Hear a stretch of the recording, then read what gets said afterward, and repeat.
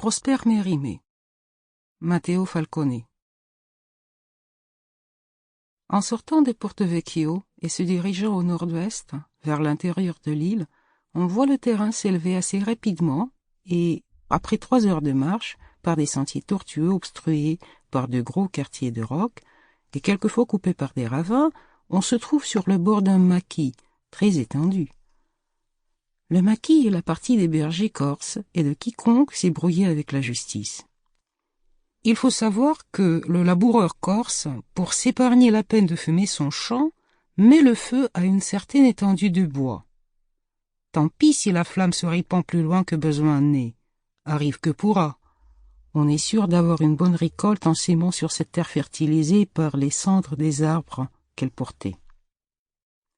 Les épis enlevés quand on laisse la paille et qui donneraient de la peine à recueillir les racines qui sont restées en terre sans se consumer, poussent au printemps suivant des cépées très épaisses qui, en peu d'années, parviennent à une hauteur de 7 ou 8 pieds.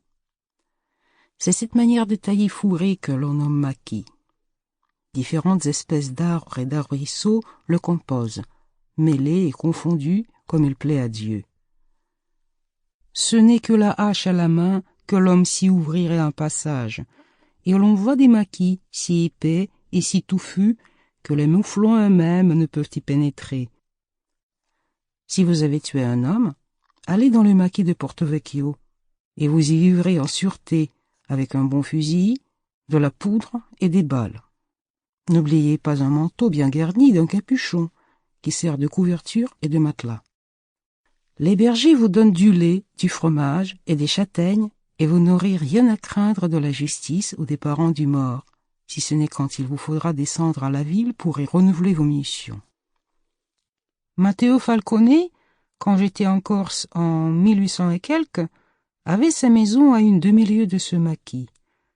C'était un homme assez riche pour le pays, vivant noblement, c'est-à-dire sans rien faire, du produit de ses troupeaux que des bergers, espèces de nomades, menaient paître çà et là sur les montagnes.